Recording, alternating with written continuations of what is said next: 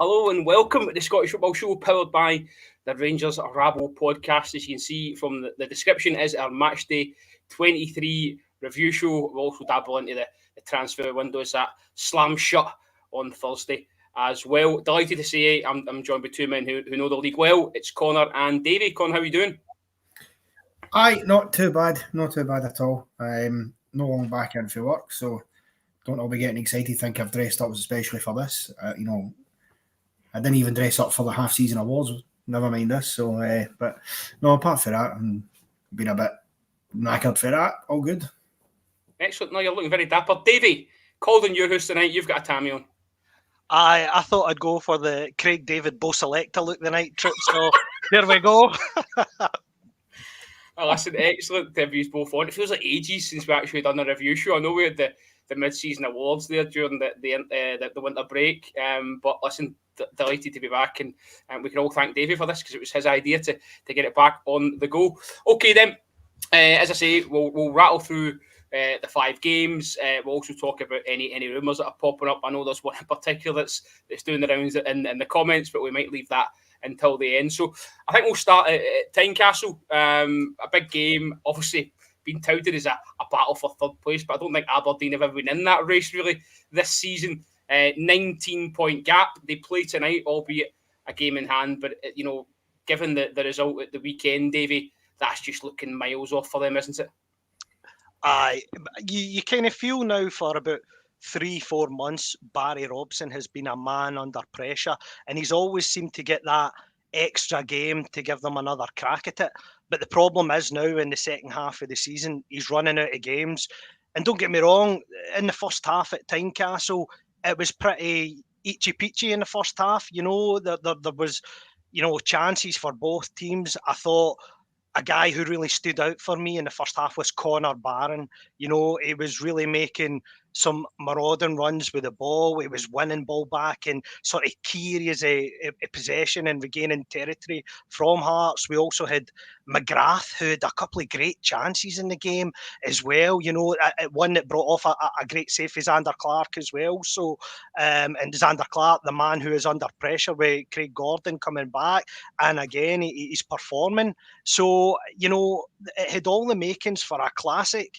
And I don't know if you want me to go into sort of the points or you'll come into them in the first half, but certainly the game was enshrined in, controversy if you you're a member of the Red Army or whatever they call themselves. But, I think in hindsight, with the first goal, it's a terrific finish from Miovski and worthy of winning any game and gracing any game. For it to be called off, it's not intentional, but for me, it's the right decision. Beningame is running back the way to recover the ball, and he's tripped. So it does have an impact on the play. We can't say that Beningame is not going to stop, the pass coming back into Miovski. So it's a correct decision and it's a correct use of VAR. So obviously, in that instance, they get it right. If I don't know if you want me to continue talking about, the Hearts goals, but I mean, we'll pause there. We'll come on to them certainly, but I just want to get Connor's opinion. Connor, listen, you have been quite damning at times in your sort of review of Barry Robson's job to date. Aberdeen hadn't won at Tynecastle since 2017. That carries on, and as Davey says there, I kind of feel that maybe a bit unlucky with the Miovski decision, because it's one of them where both players, it's quite innocuous, if that makes sense. I think if VAR's not there, he's probably getting away with that. Well, I mean, of course. I mean, he did. Obviously, the on-field officials gave the goal. They saw no issue. Obviously, VAR, they're going to look at it because they look at the APP, as they call it, the attacking phase of play, for every goal that's scored. Sometimes it frustrates me because I just always feel like they're actively looking for a reason why a goal shouldn't stand, when really they should be looking for reasons to give the goal. It's one of those ones, they're unlucky to a certain degree, but I kind of agree with what Davey says on it in terms of, it has impacted Birmingham when he's taken him down. We don't know. We can't say for certain that if Birmingham doesn't go down, that he'll get there, or that he'll stop Miovski. But that chance is taken away from him. And listen, he's not meant at Miovski, because you can see in the angles, he's not even looking at Birmingham. He's just running to get into the box. He's got his eyes on that gap in the middle of the box, which is what all good strikers should be looking for. And he's just, he's caught him on his stride. On another day, they might well have gotten away with it. But they'll feel hard done by between that and obviously the penalty decision, which I'm sure we'll come on to as well. Because it is harsh decisions. That being said, you can't really justify, if you're Aberdeen, having such a terrible record at Tynecastle when you're trying to supposedly finish third, but you're struggling towards the bottom half of the table. They have to. Those are the games they need to be getting points in if they're going to make a dent, and they just haven't been. They haven't been doing that all season. It's not just a one-game thing. So, yeah, I think they're slightly hard done by one or two moments in this game, but overall, they didn't do enough to recover for those moments and just play one and think, okay, forget about it. Those moments are gone. We can still win this game. They didn't do it. So I think Hearts did deserve to get the win, albeit maybe they were slightly lucky. Listen, we'll come on to Barry Robson in a wee minute or two. Davey, I'll come back to you. Just before you can sort of delve into the penalty incident, I want to just say Hearts' last couple of games have gone to a back four. Seems to have sort of changed the way they're playing slightly, and they look a little bit more solid. Well, see, if you sort of look symptomatic of Stephen Naismith's career, he played mostly in... hold on a minute, Davey. Shots fired. Not in a month of Sundays, right? It's a Man City but tracky thing. I get this every time I put this on. No, Aldo. You're tooting. Davey, on you go. Sorry, mate. So Naismith, in terms of his own career, he's probably more accustomed to teams that played 4-5-1, 4-4-2. So maybe it's not that much a surprise that he switched. His only sort of involvement in 3-5-2 would hark back to his Everton days, and then obviously when he was in the coaching fold with Steve Clarke Scotland as part of the coaching team there. So this is maybe a marker of him making strides for himself and trying to make a name for himself, because obviously he was in sort of a ropey fence when it came to maybe the first 4 months of the season, and he certainly well recovered that. And credit where's credit's due. I'm not the biggest Stephen Naismith fan personally, but you can't argue with the job that he's currently doing at Hearts. They are comfortably in third, and it looks like they will secure that. Did you think, I know we usually talk to the managers at the end, but you brought up Naismith, so I'm going to stick it in now. His post-match comments where he's wee sort of dig about pundits in the media. What did you make of that? I think that is who Stephen Naismith is as a person. I think he loves the confrontation. Sometimes I think he thrives on it. He certainly was like that as a player, He was always cupping the ears and things like that with the fans. He kind of likes that antagonistic style, where he sort of thrives off that. And sometimes that's what it gets for, a player or a manager to tip. The best managers in years gone by, look at none other than Mourinho. He thrived on that sort of pressure and siege mentality, us against them, in it for himself. So perhaps Naismith's cut from not necessarily the same cloth as Mourinho, but that style of management. Yeah, he obviously thrives on it, and that's what he's using as a catalyst to sort of push himself on. Davey Bell asking there, is there a deadline day show tomorrow, guys? I don't believe tomorrow, because I think deadline day is Thursday, Connor, isn't it? So no deadline day show tomorrow. There is a possibility of a deadline day show on Thursday. Just watch that space, keep the notifications on. Constantly, if you are watching on YouTube, like, subscribe, all that jazz. Ian Dill, I can see your comments, my friend. Do not worry. We will give it its grace come the end of the review show. Hang fire. Connor, just the penalty then. VAR involved again. It's a penalty all day long nowadays, isn't it? Devlin's hands in a sort of an unnatural position, they call that, and it's a spot kick. Yeah, unfortunately, in this day and age, you won't get away with it, because VAR, as soon as they See, it always happens when he's in full flow. Davey thought his laptop had froze there. I'll tell you. It's all good. It's all good. He's back. Honestly, you should have seen the panic in Davey's face there, Connor. I thought it was him. It's Connor. On you go, Connor. Carry on, mate. Just the hamster stopped running there. That's all that is. No, listen. I think in the modern day and age, it's a penalty kick because they see that as an unnatural position. I mean, look, the thing I would say is that I always feel with these kind of ones, I'm not sure what Devlin is actually supposed to do. I mean, I'm no great defender of Aberdeen, as you know, but he is sort of mid-air. He's coming down. You can see his arm does start up. I don't know why his arm is up in the first place. He's kind of shot himself in the foot to a degree by putting his arm up there. But I just think in terms of the ball actually hits him in the hand as it's coming down.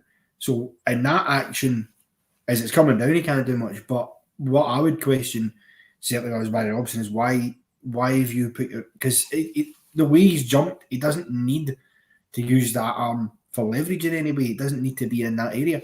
And I think that's why it's been given, because, you know, it's been missed in the field, and VR have looked at that and went, well, can't really say that's a natural position. And it's been given. Look, for me, comparatively to some of the other penalty decisions that we'll come on to speak about later on in the show, this is probably the most kind of stonewall penalty of the weekend, I would probably argue. Davey was doing there like Marcel Marceau there. Davey, you want to come in there on that one? Aye, it was a bit of that and a bit half YMCA there, but his arm started up there and then it came out there. I think that sort of the biggest annoyance for me over this is Kevin Clancy standing right there, and he should see that. He is supposed to be a top flight FIFA registered referee, and he's literally, you know, yards away from it, and he can't even call that. I mean, that's the thing with VAR, and we've had this argument with Scottish refs. Is it that much of a cop-out that they just wait for the VAR to give them that buyout, you know, think, oh, that might have been a handball, but if it is a handball, my pals will tell me that. No, we want strong referees who call out incidents, and for me, that's as clear a handball as you're going to get. It's below the T-shirt line, it's an extended, you know, silhouette, stonewall penalty. Okay then, Davey, I'll stay with you. Come back with me. You know, Grant steps up in place of Shankland, who's missed, you know, 3 on the bounce. You know, any sort of nerves? Did you see that? He seemed like the coolest man in Gorgie. I'll go as far as to say as I think that's the most impressive penalty in the league this season.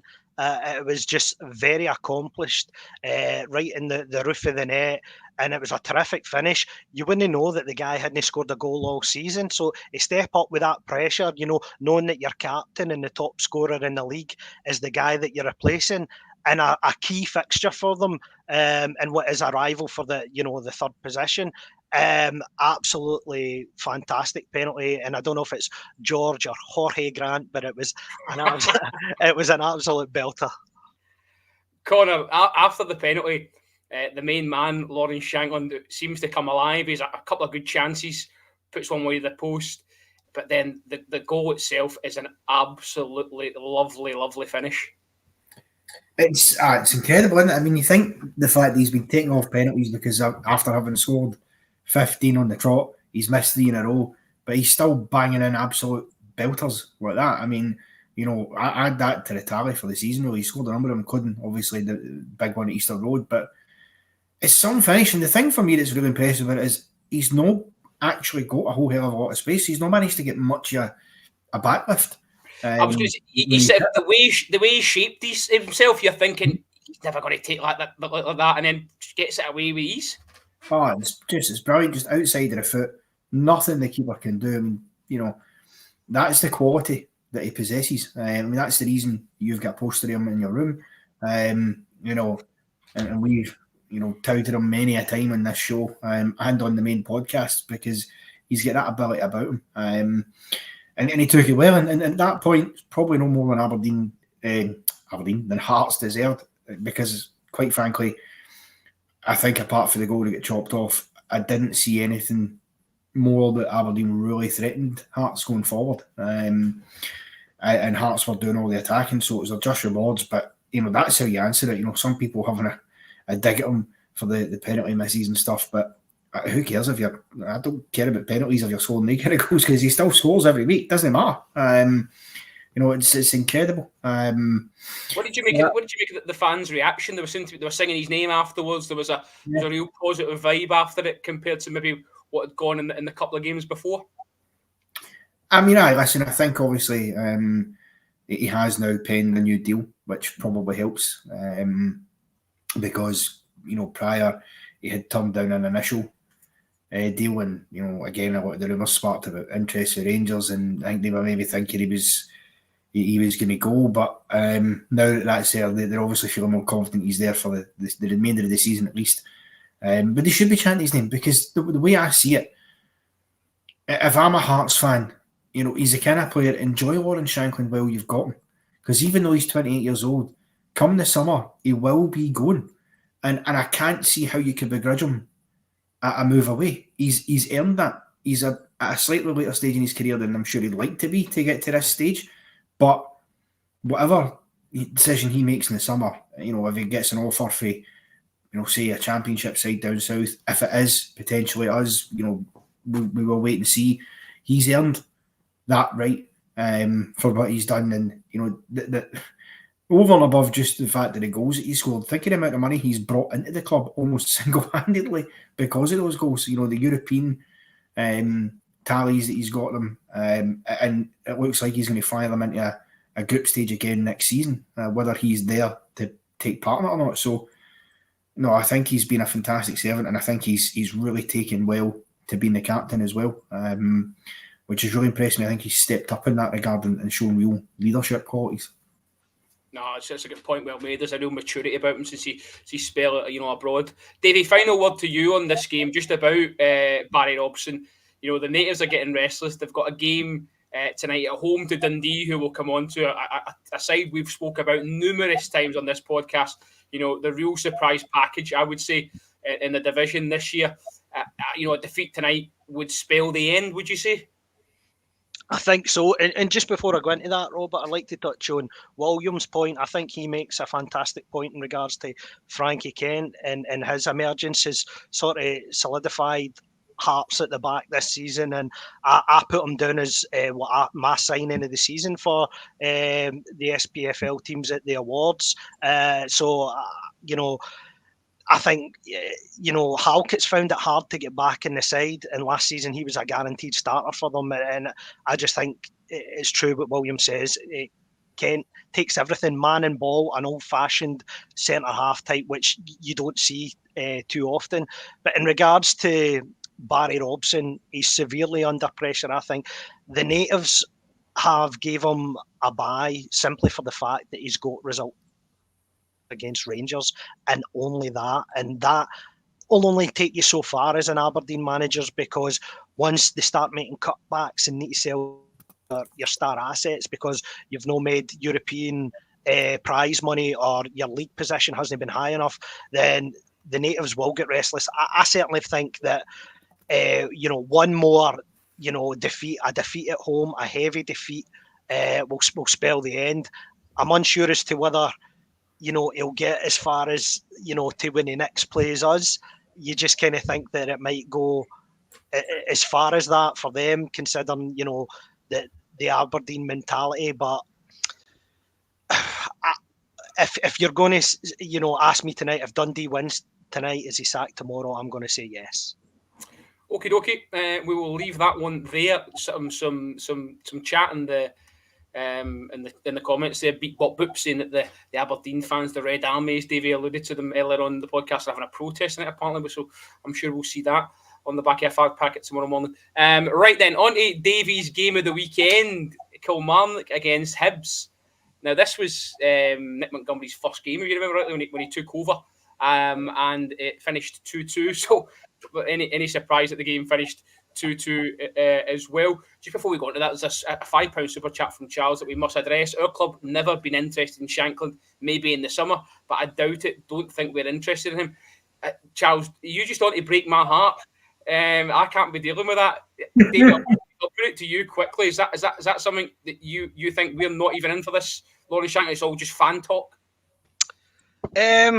And I don't think it's fan talk. I think, it would be remiss of us not to be looking at, the top sort of homegrown talent that's in the country, who is the top goal scorer for a position that's certainly lacking for us. So, it might just be paper talk, but I certainly would think that we've at least done our homework on that. And if the manager doesn't fancy him, it's not because it's snobbery, it's because he's had a look at him and he's felt that there's maybe a better option there. Brilliant. Okay, cheers for that, Charles. Listen, love the support. Keep getting your comments coming. It's really chatty tonight. I'm enjoying it.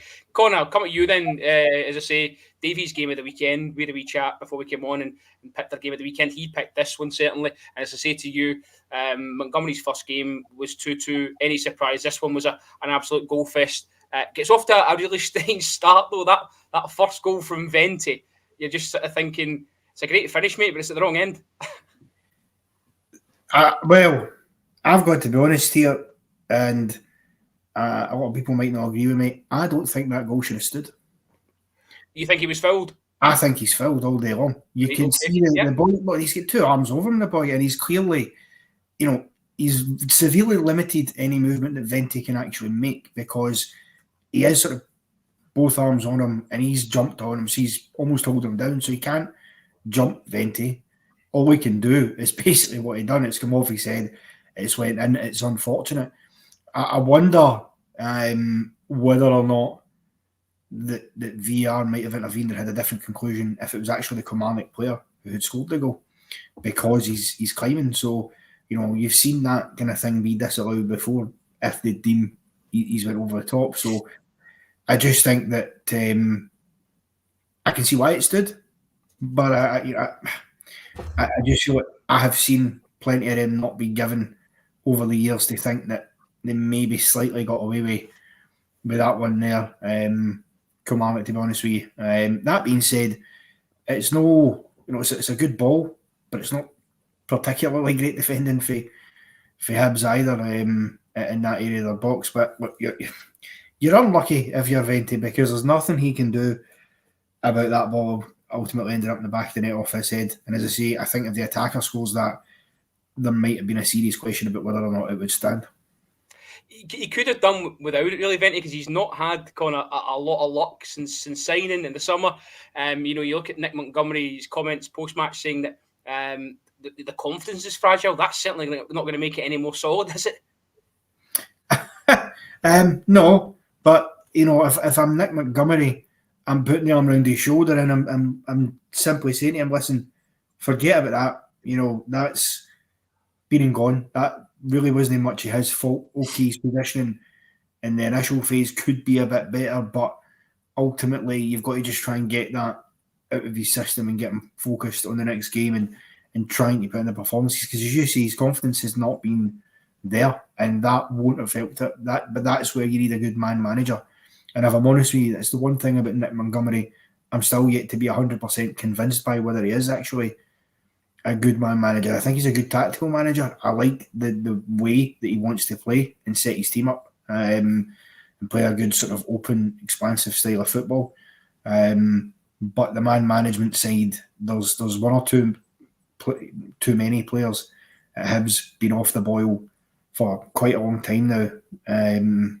That I'm kind of thinking, has he got it in him to kick some of these on? There's some you don't need to do it with. I mean, guys like Martin Boyle, they get themselves up for it. They don't really need an arm around their shoulder. And there's plenty of others there, but I just think guys like Venti, they need a manager who's going to give them that bit of a leg up. Obviously, there's only so far he can go if he's just not pulling it. But yeah, that's probably my one question mark over Nick Montgomery if I had one. Davey, I'm going to come to you. I could see you wincing a little bit through the Venti stuff, but we again spoke before we kicked off, and you were really excited about Danny Armstrong. Now, one thing you can say about Kilmarnock is Danny Armstrong and Matt Kennedy are real live wires. So positive. They create everything really. When you look at the style of play, and they link up really great to make it 2-0. Absolutely, and just on the first goal, I think the only thing that I was disappointed that Connor didn't mention was the ball in for Danny Armstrong is absolutely so superb. It's such a teasing cross.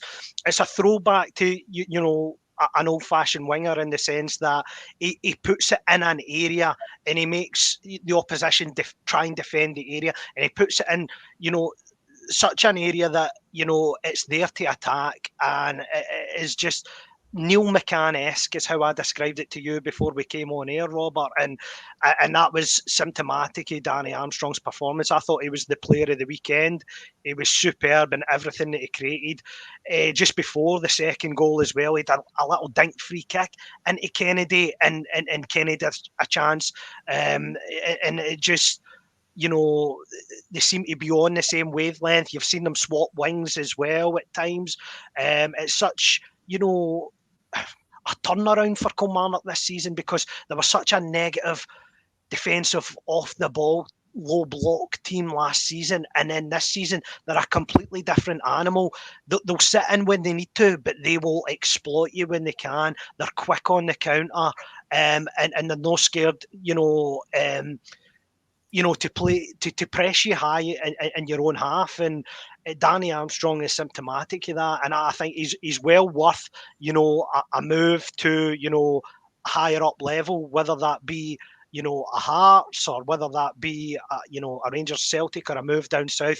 I certainly think there will be teams looking at him before the window closes. JD saying, give McInnes a season ticket. I thought we'd come on in the trophy room tonight with Lana, whoever she may be, to get Armstrong in. Well, I'll take that, absolutely. I'm sure McInnes would as well. Connor, you'll take a night with Lana, will you, Robert? Is this? No. I said I'll take getting Danny Armstrong in. Behave yourself. Don't you get me in trouble. Just on what Davey said there about the style of play this year for Kilmarnock. And maybe more so the change in personnel has helped this season to get for McInnes to maybe implement a similar side to what he had up at Aberdeen, wide players, big fella up front. Do you think this Kilmarnock side is potentially better than that Aberdeen side? Do you think that they're a younger age? He's getting a bit more out of them? Yeah, I think you can make a strong case for that. I certainly think maybe in terms of bits of quality and experience, maybe not, but they look a far more confident side than that Aberdeen team looked, particularly in the last couple of years. The Derek McInnes was there. They had the players that had the ability, but never really, for whatever reason, could hit their heights, whereas he's getting the absolute best out of the players he's got, really, for me. And I just think that's why I said in the half-season awards that for me he was manager of the season so far. It's certainly a toss-up between him and Clermont, of course. But what he's done and the turnaround for last season as well. I mean, I said to you a couple of weeks ago, they finished in 40 points last season. They're going to absolutely fly past that without any problem whatsoever. A lot of the backbone has been built around the home form, you've got to say. That's really helped them because they've been solid at Rugby Park, and they've kind of turned it back into that fortress that it used to be when Stevie Clarke was in charge. You never ever looked forward to an away trip to Kilmarnock when Clarke was in charge, and I think you can say the same now about McInnes' tenure. Away performances, I think, have let them down at times, because I actually think they could be, possibly sitting above Hearts if their away form, a couple of results here or there hadn't gone against them that they maybe should have picked up 3 points in. But in saying that, I think, forget Aberdeen Hearts being the tie for third place. I think it's Kilmarnock and Hearts that are going to be the real third place race. Maybe chuck in Hibs as an outside chance. McNoisy's done a terrific job at Killie, and I'm sure they'll keep kicking on. It'll be interesting to see, though, if he's still there in a year's time when they ban the plastic pitches, because that'll be something new from them. That'll take away a wee edge that they've got. Oh, you've stopped, sorry. I thought you were just taking a deep breath. Listen, the comments it's just full of horny boys now after we've mentioned some young ladies' names. Rein it in, lads. It's not you, no trash, all right? It's the Scottish Football Show. Davey, just roles had reversed in this one, because in the last game at Rugby Park, it was Hibs that went 2-0 up. Killie went 2-0 up in this one. Just talk us through Hibs' resurgence. Well, obviously aided by the incident that happened in the middle of the park when Daba. Now, I don't know what you think of it, and there was certainly on the flagship highlights show on the BBC, you see Neil McCann and Charlie Mulgrew have a fair chinwag in regards to it. The incident itself, you know, Ndaba's got the ball and his eyes are fixated on the ball and he wins the ball, but the follow through comes because obviously, you know, the Hibs player is just his name escapes me again, Robert. Sorry, the Hibs player involved in the it was sending off. It wasn't Tavares Njer or something. Yeah, it was, no, Njer. So you know, Tavares. So he comes through, and as he catches the ball, it makes contact with the ball, it follows through, and the Hibs player stride. So, you know, where he catches him, it's on the ankle and the stud is high. It's not going in with 2 feet off the ground.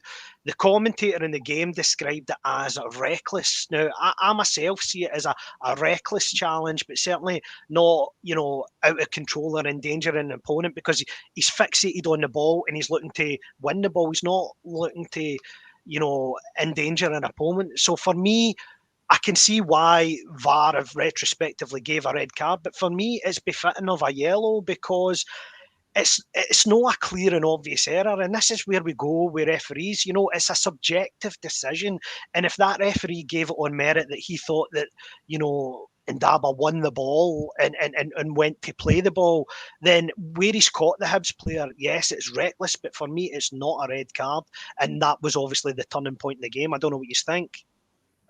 Listen, I agree with you, except for the fact I don't even think it's a foul. I really don't. Oh. Well, you think about it, right? And Neil McCann made this point, and he was spot. When you look at it, he clearly, especially when you see the replay, he wins not just a wee bit of the ball. He gets all of the ball. He's the full ball and clears it. Yes, he catches him in the follow through, but he's not, in my opinion, completely out of control. I don't think he's particularly high up when he catches him. It's sort of just at the bridge between the top of the foot to the ankle, really, that he's caught him. I think it's a hard tackle, without question. It maybe walks a fine line, but that's the kind of tackle that I think even 4 or 5 years ago would have been absolutely fine. You know, at the end of the day, we're taking too much of the contact out of football, and it is a contact sport. You're going to get tackles with that going in. In no way was his opponent in danger. He was never going to do him serious harm because he wasn't high up the leg or anything like that. It wasn't totally planted. I think maybe what's got him is because his trailing leg was off the ground a bit as well. And that's maybe what they've looked at. But for the life of me, you know, I can, as much as I don't think it's a foul, I can at least justify reasons in my head for why they would give it as a foul. I can't find the reason why that should be a straight red card, though. I think it's, particularly as Davey says as well, in the light of the fact that the referee's seen it and booked him, fine. Why does he then need to be given a straight red for that? I don't know why VR feels that's clear. It's not clear and obvious for me. Well, you're both sort of saying then that there could be grounds for an appeal, no? I think it's worth the £1,000 appeal. I know Paul's saying in the comments that it's you know, you need to look at the force, but it's no excessive force. You know, excessive force is the intent to endanger an opponent and use leverage in the tackle. He's not going in to tackle the opponent. He's going in to win the ball, and he plays the ball. It's then the follow through because, you know, the Hibs player is actually second to the ball. That's how he gets injured. So for me, it's no excessive force. There's no intent to injure the opponent. That's for me why I don't think it's a red card. And I certainly would, you know, if Kelly's got a spare grand, I would certainly appeal it. Yeah, 100%. Listen, you both can overlook Joe Newell's goal, which I thought was an absolute peach, by the way, and I kind of felt sorry for him because he couldn't really celebrate it given where his team were and how they'd played, especially first 45. So credit to him on what was a fine finish. Okay, then, just before Hibs equalise, Connor, Will Fish has a terrific tackle. Vassell through in goal where he could probably just put the game to bed, really. But Fish gets in last ditch and makes a terrific block. Aye, listen, it's a brilliant defensive tackle. That, and you know, it's one of those ones that when you see it first in real time, your instinct is first, well, good tackle, but it's actually mainly, Vassell's got to do better for that. Why is he sold that there? He should take the shot. But when you look at how quick Fish is across him, he's not even got the time, because he's took his first touch. He's done pretty much everything correct. And Will Fish, it's a brilliant tackle, and it's a tackle that ultimately, you can talk about the goals, but that tackle saves the game for them, because even though Kilmarnock are down to 10 men, if they score that goal and go 3-1 up, then Hibs aren't taking anything out of that game. So he's putting a brilliant tackle. And I think he's a really good defender, Will Fish. It seemed to take him a while, strangely, to actually get proper minutes in his legs and time at the Hibs. He kind of was stop-start, when he first came in, which is strange for players that are on loan in particular, because you would expect them, that their parent club would be saying, well, listen, you've got to be playing him, if not every week, damn sure most weeks, otherwise what's the point in his loan? But he's more than he's spot in that back line now, and I think he's a key man in that Hibs defence, particularly when they don't score an awful lot of goals going forward. You need to have a solid foundation at the back to make sure you're not conceding, so you've always got a chance in these games of taking points. Davey, it's the new boy Malida that gets the equaliser again. A really nice first touching finish as well, but more the point is the header with Doige right at the end. Criminal. Absolutely, and a simple long ball over the top that does Kilmarnock, and that is the type of bread and butter thing that you would expect a Derek McInnes side to sort. So whether it's been the team's lost shape and they're trying to regroup position, been down to 10 men, and they've all just fell asleep. It's such unlike a Derek McInnes side to lose a goal like that. And I think when he'd be back in the dressing room at the end of the game, he'd be tearing strips off his players inside. I know he was more trying to put the focus on the referee post-match, but for me, that is a criminal goal for a side like Kilmarnock to be losing. Okie dokie, gents. Let's move swiftly on. A lot of talk now, actually, in the chat is turned to Davy Martindale, which is quite coincidental, as we're going to go to the Tony Macaroni for our next endeavour. Livy Dundee, as I say, we're running out of superlatives for Dundee in the work that Tony Docherty's doing, Connor, and again, we'll come on to it, but his recruitment's been bang on. You're on mute, mate. Dear me, I should do better by now. No, listen, you can't fault his recruitment. Again, I think he's surprised a lot of people this season with just how well he's adapted to that manager's position, because it's not always easy for a number two or a coach to make that leap up. It can be a hard adjustment to make, because there's certain decisions and responsibilities that when you're a coach you don't necessarily have, that when you become a manager you pick up and you see all the nitty-gritty, and he's done that, I think, superbly well, and I think he deserves a lot of credit. I think the recruitment staff and the team he's got round about him have done a wonderful job. Obviously, which will come to, I'm sure, Owen Beck coming back, which will delight you for these programmes as well. But it will delight you as well, because he was a terrific bit of business. You worried for them losing him, actually, because you thought he's been so important for them that you thought, how did he replace that? Turns out they replace it by bringing him back.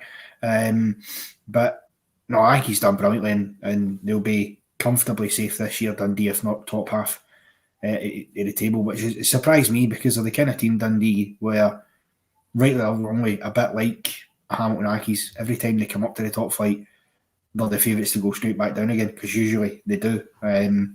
But I think we may well be on here talking about Dundee derbies next season. There is a possibility, although I'm sure Raith Rovers will have something to say about that. Davey, Bakayoko bags his fifth goal of the season. Luke McCowan involved in that. Then we see the young goalie Sharp make the save from the penalty spot. But Luke McCowan, we have to say, he's really lit up the league this season. We'll come on to him for the bad side of the game in a wee minute. I just want to talk about his overall play, the way he moves the ball, how positive he is on the ball as well.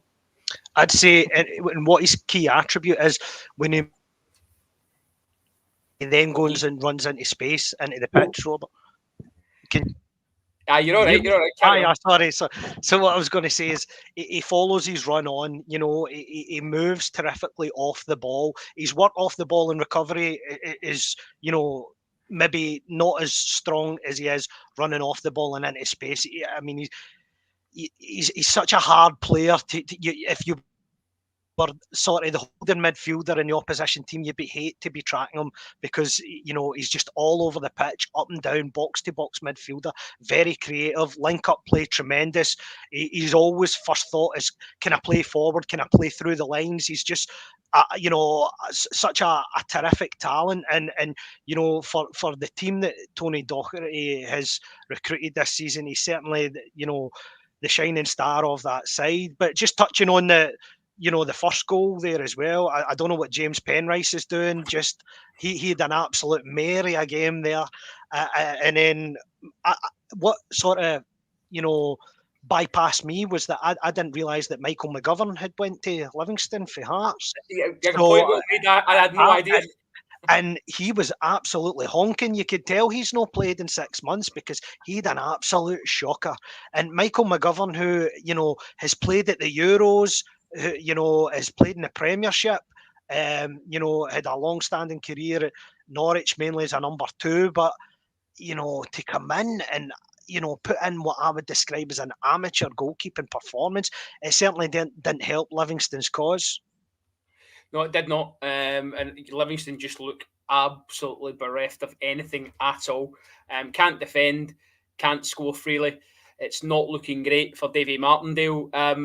Connor, just on McCowan, he was helped by the introduction of Michael Mellon, who's I believe Mickey Mellon's son, the old Dundee United manager, if I'm right in saying that, who's come up on loan, and he had a dream debut, 2 assists, scores as well. What a signing! I mean, it doesn't get much better than that, does it? You can't. Absolutely not. You absolutely cannot ask him to do more. I think the only way to be better is if he scored all 3 goals himself and instead of just assisting to. But no, he had a fantastic debut, and I tell you, if that is anything to go by, what a player they could have in their hands.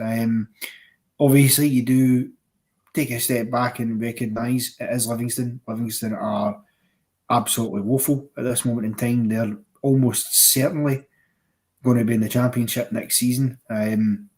So you'll have bigger tests to deal with without question, but taking nothing away from the performance and the shift that he put in, he was superb on the day, and I would have thought more than deserving a man of the match accolade with a performance like that. And he's, I think alongside having McCowan there as well, they're going to be a really important player for them, I think, going forward if he keeps that form up, because what they do need, Dundee, they've got goals in their team, but they have at times lacked that wee creative spark to find the right ball, the right pass, the right cross to get the goals. And Mellon so far looks like he's like he's got that. So no, I hope he does do well, because he looks a solid player.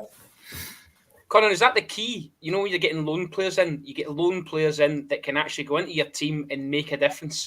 You've spoken about Owen Beck for the last 4 or 5 months. Looks like we're going to be speaking about the boy Mellon for the next 4 or 5 months. It's just about, if you hit the spot in terms of your recruitment, then the league is open. Yeah, 100%. In particular for sides like Dundee, they don't have, where the likes of ourselves, obviously, Rangers or the lot across the city can maybe afford 1 or 2 duds in terms of, okay, they don't work out, but you get plenty of players that you can bring in and cover it. When you're Dundee, you don't. You have to get that recruitment right. You have to get those spot on and get players that can come straight into the team and make you better. And I think so far, as we mentioned earlier, Tony Docherty has done exactly that. The players he's brought in have been able to come straight in and do a job, and that's what they need at that level. It's unfortunate for a team like Dundee that they won't hold on to their players long enough to see the absolute best out of them, because the better they get, the higher their value will be, and Dundee won't be able to make those deals permanent. So you'll see them kick on with bigger clubs, but make all the use of him they can while they've got him. That's what I would say, because it's an important model for teams like that to be able to maintain their position in this division. Davey, just want to come on to your namesake, Davey Martindale. Did we see him maybe a change of tact in his post-match presser, because he sort of seemed to take all the blame on, whereas in recent weeks he's been telling players to, instruct their agents to get out the club, saying he's no good enough, this is no good enough, etc. So there was a comment instantly earlier on, and it sort of said, I'm sick of hearing Martindale. I think he's sick of hearing himself, to be honest. Davy Martindale's a bit like the guys playing the violin as the Titanic's sinking. It's just kind of gone that way in the last few weeks, to be honest. I think, recruitment, he's moaned about that he's had this guy in, that guy in, and he just can't afford to give them the money. I see this afternoon they were linked with, David Carson, who's recently just left Inverness, who, again, is a solid right-sided defensive midfield type. But, that's not what Livingston need at the moment. Yes, they do need to keep it tight at the back, but they're lacking all over the pitch. And, Stephen Kelly, who was, a shining light for them last season, just seems to have totally, drifted away from, his thoughts and his team. Even times this season, I believe Jason Holt's a club captain and he's not played. So I think he's just running out of options, running out of ideas. I've spoke in regards to, I think his problem is the shape of the team and the personnel that he has at the back. He plays sort of three square defenders at times. None of them have any pace, and it just kind of exposes them from every angle. He's also changed his coaching staff over the last 18 months on 3 separate occasions. At one point, he had Christophe Berra in. Now he's got Brian Rice in, and it doesn't seem to have clicked since Brian Rice has went there. So Davy Martindale has tried everything he can, and I think it's just symptomatic of staying at a club too long and being too stale. When his stock was high, it was linked with moves and never did. And sometimes you need to be brave and maybe step away while your stock is high, like Kevin Thompson did at Kelty, but then he's never had a job since. So it's a chance you take. And I just think Martindale has just maybe stayed too long, and everybody's just now seeing, that, unfortunately come on the downslide now. Yeah, and it kind of looks like, dare I say it, too late to pull the trigger even to save them. The new owners come in, and he's clearly bought into Davy's sort of philosophy and vision for the whole club. But we'll wait and see. It'll be some escape. Tell you what, Steve McQueen, watch your back if Davy Martindale can come out of that one. Right then, we will move over to Celtic Park. Yeah, just go okay, by the way, just because I don't know if you mentioned them and they were inconsequential in the end, but I think the Livy 2 penalties, one for me, I can't see why it was a penalty at all. The Jason Holt one, and the reason I bring it up is because I feel it's such a poor decision, because they've both had a shove at each other as far as I'm concerned. And Jason Holt's, he's not even went down either. He's just sort of jumped out of the box with it, and you're just thinking, is that a penalty? Well, unfortunately it was given because the ref in the pitch seen it as a foul and thought it was outside the box, and that's the only reason VR have then intervened and said no, it was inside. It was a penalty, yeah, because the contact was. So on that one, I just think the ref in the pitch has had a bit of a shocker. Thankfully for Dundee, it didn't matter in the slightest, but just thought I'd bring it up because again, that's another example of physicality being taken away for the sport that we rant and rave about on here. No, we're going to stay with you, Connor, because obviously Duby's penalties seem to be a running theme as we go to Celtic Park. Now, listen, they go on about Rangers getting penalties, but there was a good couple of penalties given in this one. So, they get off to a decent start, Celtic, at home to Ross County. The fullback gets a deflected shot in the first minute, ends up in the back of the net. They're 1-0 up, and I think the home crowd probably thought they were going to go and score 4 or 5 in this one, but it didn't quite pan out like that. We'll start with that penalty decision, Connor. What did you make of it? Do you think Simon Murray had a right to be, in Conor McGregor, Callum McGregor's face, who constantly seemed to take refuge behind the referee? Well, I think he had cause to feel frustrated at the decision. I mean, there is contact, to be fair, but my question is, who's initiated that contact? Because to me, it kind of looks like McGregor's running down the line. He's probably just overran it slightly, and he's maybe not getting there. And as Murray's came across, it kind of looked like one of those ones where McGregor's kind of just flicked the leg out a wee bit and been caught and gone down. Unfortunately, I don't actually blame the officials necessarily for getting it wrong, because that's such a difficult one to spot and get right, because you see the contact, and because Murray's actually came across, as he should do as a defender, the instinct is to think, well, he's taking him down there, which isn't always the case. I mean, so in that aspect, for me, it's probably just about the right side of a penalty, but I think it's a cheeky one that's maybe been bought. But and depending how you look at it, it was either, it was penalty 10 and 11 at the weekend of the season for Celtic. And of course, both were gloriously missed. I mean, I've never seen it. I have to say, take out the equation that it's Celtic. I have not seen a player take two worse penalties back to back in my life. I mean, they're shocking. It's good saves for the goalkeeper, and Keepers Union here, all for the keepers making the saves.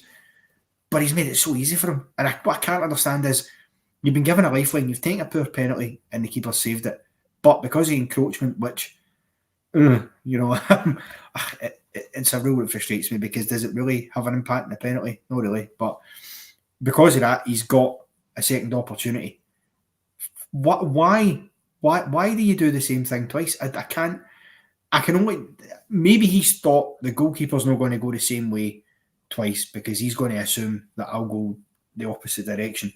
But clearly he doesn't understand how goalkeepers operate in those situations, because more often than not, you probably all go the same way twice, purely because when you're taking on a player who's taking a penalty, you'll watch how they take their penalties, and if they're going a certain way, you'll stick to that in the assumption that they'll keep going the way they are.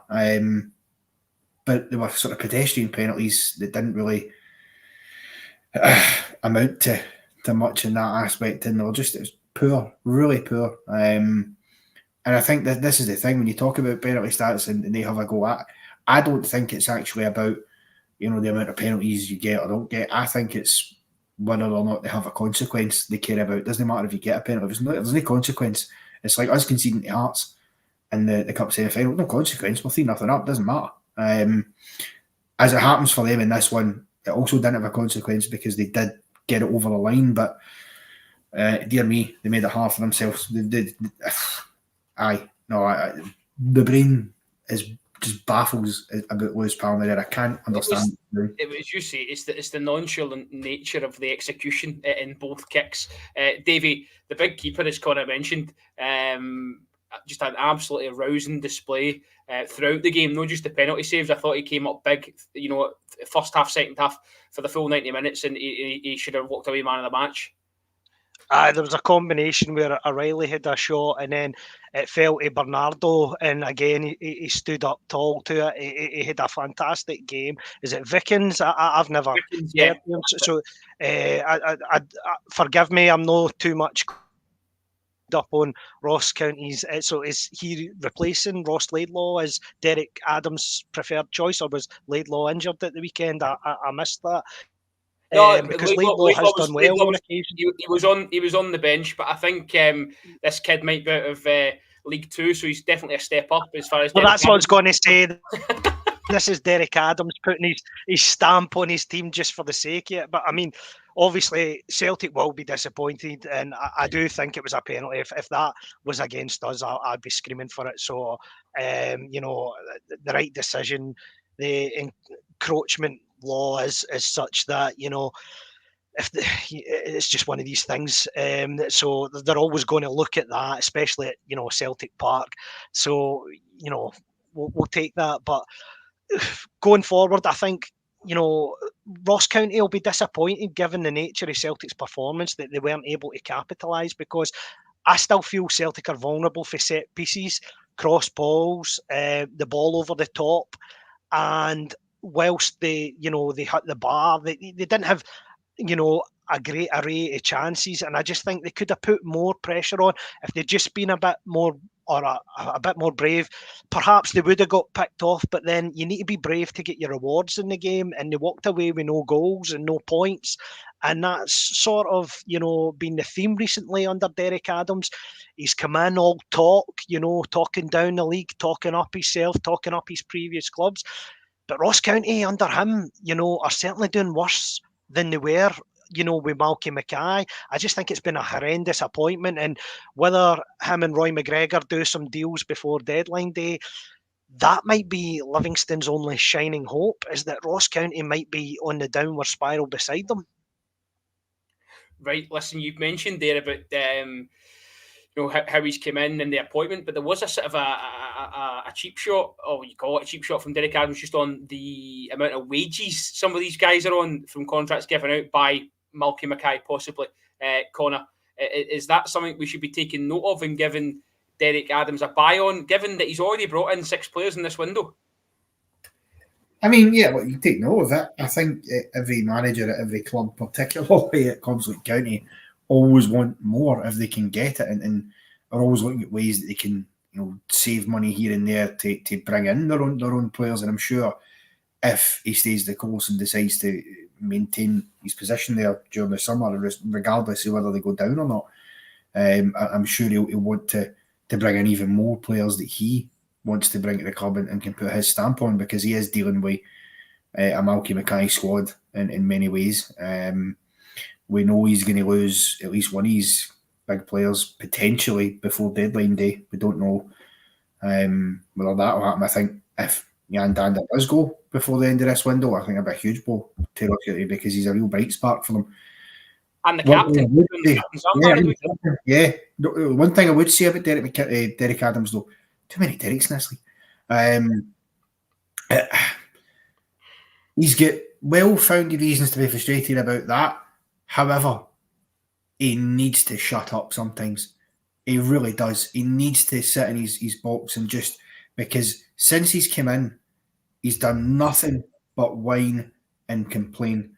It's all he's done since he's come in the door. And I don't think if I was a Ross County player, I would be inspired in the slightest by listening to anything he's had to say in press conferences. He was a bit more positive after the game at the weekend in terms of, apart from that sort of slide dig, he did talk up that, his team did have a few moments and chances in the game that they might have nicked it, and he'd done the right things, and fair enough to him. But he's really just disappointed me with the attitude he seemed to have on him since he came in the door, because the Derek Adams that left Ross County years ago is, quite frankly, a club legend, given what he'd done for Ross County in his time there. And, bringing a trophy back to Dingwall is no small feat. And he maintained them at a decent level. That Derek Adams, compared to this one, he seems to have come back with a real chip on his shoulder for some reason, and I don't get it. It's like, you see him sometimes in some of the comments he's made, and you think, did somebody hold a gun to your head and full shoot to come back to Dingwall, Derek? Like, you made a choice, decided to come back. If he says maybe he should have done his homework a bit more, well, I mean, that's on you. Ross County hadn't sacked Malky Mackay and offered you the job because things were going great, had they? I mean, come on, let's be honest here. So I do think sometimes he's got to stop, because I can't see how you're building confidence in your players if all you're doing is hammering them and telling them how they're all rubbish and how the team you were at, Morecambe, were 10,000 times better than them. How that doesn't help. So I just think those aspects and the complaining that he's doing, he could maybe do without, and just focus on being positive and trying to drive his team forward. Because look, right now, not on form, but in terms of quality, in terms of squad depth, they're a far better side than Livingston, and they should have no problem keeping themselves away from the bottom of the table. They might struggle in terms of the playoff issue. That'll be between them and St Johnstone. I'm almost certain of that. But again, St Johnstone aren't the great shakes either, so they've got a real chance to keep themselves up and keep going. But they've got to turn a wee corner and just, a bit more positive messages and signals coming for the manager. Wouldn't he do that cause any harm? Davey, just to wrap this game up, from one manager to the other, who's under more pressure at the moment, Brendan Rodgers or the Celtic board? Because again, the supporters are questioning the lack of recruitment. They're forever flexing this bank balance that they've got, yet reluctant to spend, and they clearly need another option to Kyogo. They brought in yet another winger, making it 7, 8 or 9 wingers they've got on the books at the moment. As I say, who's under the most pressure, Brendan Rodgers or the Celtic board? Well, equally, I think to cop out, the pressure is on both at the moment, and up until the transfer window slams shut, the pressure is on the board at the moment, because they as you say, they keep buying players that are very samey positions. They seem to have a fetish for wingers when there's maybe other areas of the team that they can strengthen. Whether that's Rodgers' preference because that's the way he likes to play, or whether they're perhaps knowing that they're going to release players from that position and maybe have bids incoming. I certainly think you would have expected them to sign a striker. Obviously, Atletico Madrid had a little flirt with O'Reilly and, a wee nibble there just to sort of test the water on that. If they lose him, close to the deadline, I think he's irreplaceable, because he's certainly been their best player by a country mile this season. At the back, I don't think they're any great shakes, but the biggest surprise from me, even under Ange Postecoglou and now under Brendan Rodgers, is that they don't have a decent goalkeeper. They do not have a decent goalkeeper.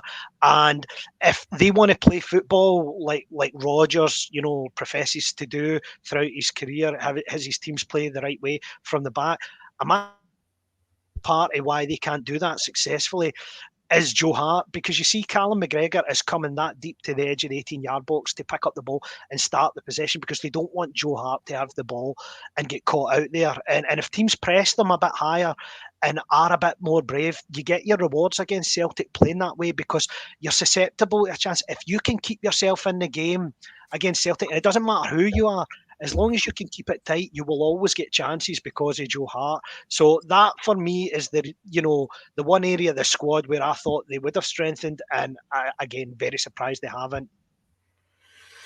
Okay. I'm just watching times. I know Connor's got a hot day at 9 p.m. Balls flying everywhere, so he tells me. So we want to try and keep things neat and tidy in terms of the time. One game left. It was up at McDermott Park. Just to clarify, because I'm not leaving that to the comment section's imagination, I'm playing a game of football at 9 o'clock. That's exactly what I was alluding to. Okay. So I thought Lana Wolf was coming back in the conversation there. I'll need to Google her when I get off here. I don't know. No. Some keeper. Right. Okay. So this one's Johnstone v Motherwell. They were both level on points as they went into the game, and they both finished the game level on points as well. A real scrappy affair. There's a reason why we've left it till last. Ian, it's not going to be the last thing on the conversation. We will come to your point and the big story that's bubbling. We'll get there. Stay tuned. Yes, Connor's wincing in his chair there. Davey, this one wasn't for the purist. No, I said to you before we come on here, the most positive thing about this match was that Andy Halliday was given the number 11 jersey by Motherwell. So he spent the whole game kidding on he was Brian Laudrup and George Alberts, and that's what he did. He was living in his fantasy land there. I think that's the first time he's had that jersey. So that's probably the only thing that caught my eye about the game. The first goal is horrendously scrappy, and I don't know if I'm needing to go to Specsavers and test my eyes, because the TV cameras are clearly deceiving me in the SPFL this season, because how is that no offside? If that was a horse race and you were a length in front, that's where Ryan McGowan is when he puts the ball in the back of the net. It's a very strange decision. I don't know if they're drawing these lines with squiggly pencils or what, or broken rulers, because what is going on here? A big Crayola. I don't understand it, Robert. It looked offside to me all day long. I'll bow to the technology being, there, and it's, measurements and all that, and it's supposed to be correct. But the TV pictures certainly don't do it any favour, and it did look like an offside goal to me. You've got to give Motherwell credit, though, because they were the better team in this game, and they certainly deserved to take something from it. I thought Blair Spittle was certainly positive for them again. He always seems to be their creative spark. He's had a really good season, and it's a great pick out for Bear to level it. So that's about as positive as you can be on that game, but I think Motherwell will be disappointed. And again, under Kettlewell, having had such a good end to last season and such a good start, he seems to be the draw master this season, and they just can't get 3 points for luck nor money. Connor, Harry Payton should have got them 3 points. He had a couple of decent chances towards the end of that game, and just sort of squandered them, really. Yeah, he did. He did. It's sort of, you know, he's obviously not, I don't think, got a lot of full confidence right now, Harry Payton, in my opinion. I think he's, you know, those chances he had, like he should be scoring at least one of them. Arguably, I think he probably could have 2 or 3, if I'm being honest with you. But listen, I think the boys, a bit like Motherwell, you just never know what you're getting. You don't, you know. I went into this game thinking Motherwell would probably beat St Johnstone just on the basis that I felt they are, if nothing else on paper, a better side. And I'm still scratching my head at the massive drop-off for how they started the season to where they are now. I mean, we spent, you know, the first quarter of this season in these shows talking up Stuart Kettlewell alongside Stevie Robinson, what a job he'd been doing, and rightly so, you know. At that time, the praise was fully deserved, but it just seems to have slightly dropped off. However, the one thing that will give Motherwell, I think, a lot of, you know, I think comfort and hope is the fact that they went behind in this game, despite not playing at their best, not playing very well. They did pick up a decent point at a ground that hasn't been kind to them in recent times. I can't remember, I might get this wrong here, but I think the commentator in Smokescreen said that Motherwell hadn't won at McDermott Park, and I think it was like the last 10 attempts or something like that. You know, so they don't have a particularly terrific record away to St Johnstone. So I'm sure they'll have taken that at the end of the day and get up the road with a point. But I think there wasn't much else to talk about in this game. You know, sorry, Davey's just seen me try to swap a pterodactyl away from me that's just come in from somewhere. Right. I did see it, but I was trying to be professional, you know. Davey just could, you know, he couldn't help himself. It was flying about, and then it landed in my face. I didn't enjoy that at all. Right, listen, one final word on the weekend's performances, and I've talked to him a few times. I do think he deserves it as Davey St Johnstone goalkeeper Mitov. And I know it's a bit different when, you know, teams are in a difficult position. The goalkeeper is always going to see more action, but I do think he's been a real find for them this season, and he's been a shining light. The save for the Bear header as well, terrific. He's just a competent goalkeeper, and in this league, you know, we've seen, you know. Remember when Siegrist was at Dundee United, he seemed to be that, and he got his big move. You think if Mitov continues in that vein of form, then he certainly will be, you know, looking to gain his next move. I don't know what the situation is with Kelarus, but last season I thought he had a fantastic season, and this season I think he's flattered to deceive at times. So you never know. A move to Aberdeen or something like that, a big money move could be a big money move for Mitov, could be certainly in his way, because he seems to, you know, have a good all-round game. I don't see any particular flaws. I've not seen him flapping at crosses. He seems a competent shot stopper. He's good with the ball at his feet. So he seems an all-round terrific goalkeeper, and I think St Johnstone are lucky to have him. Excellent. Well, listen, I'd tout him for a move to Kilmarnock, if I was honest. They all seem to be getting loan keepers in, so that could be one for the future. Okay, then, right, Connor. We've wrapped up the weekend's action. We know the transfer window's, you know, coming to a close very, very soon. Big sort of story broke before we came on air. STV reporting that Rangers had kicked back an offer from an unnamed Premier League club in England for goalkeeper Jack Butland. Sources close to the Rangers rabble, Stu Johnson, have said that club is Nottingham Forest. What do you make of it all? I'm not surprised that there's been an offer. I mean, listen, Jack Butland has been outstanding since he came to Rangers, and I don't think there was ever a question that Jack Butland was a good goalkeeper. But down south, he went massively underappreciated by a lot of clubs.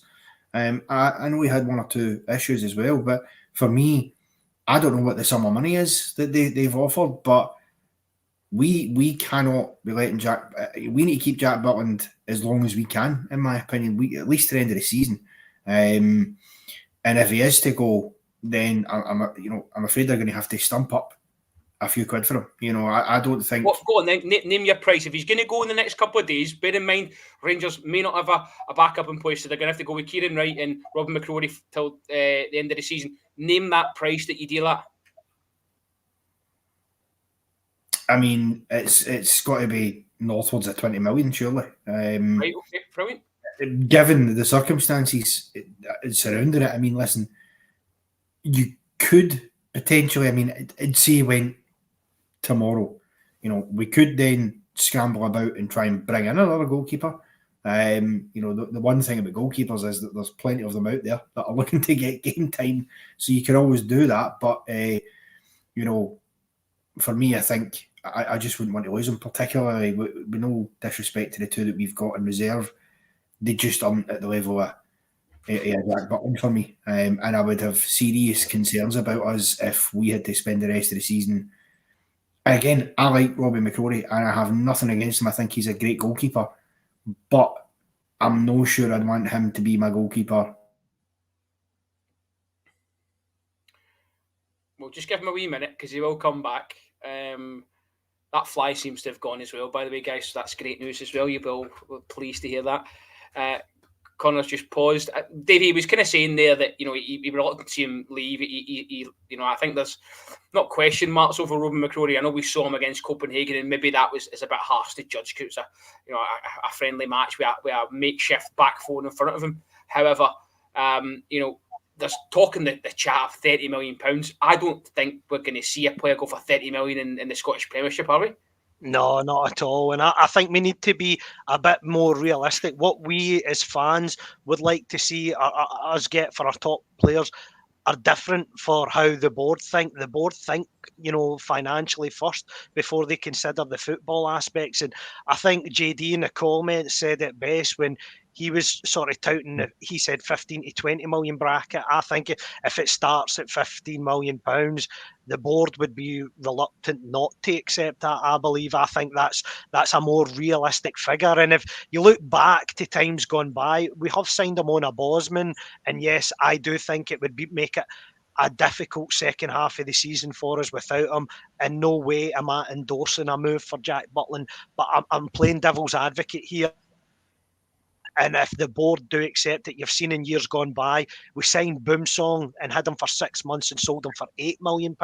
So it's not, without, the board's remit to turn around and say, we've signed him for nothing and we're going to get £15 million after 6 months. The board would just jump at that. And that is my fear,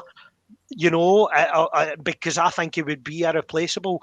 But, John Bennett, James Bisgrove, money talks at the end of the day, and with the gumph that Michael Beale has spent his fortune on in the summer, we have to recoup some sort of finance.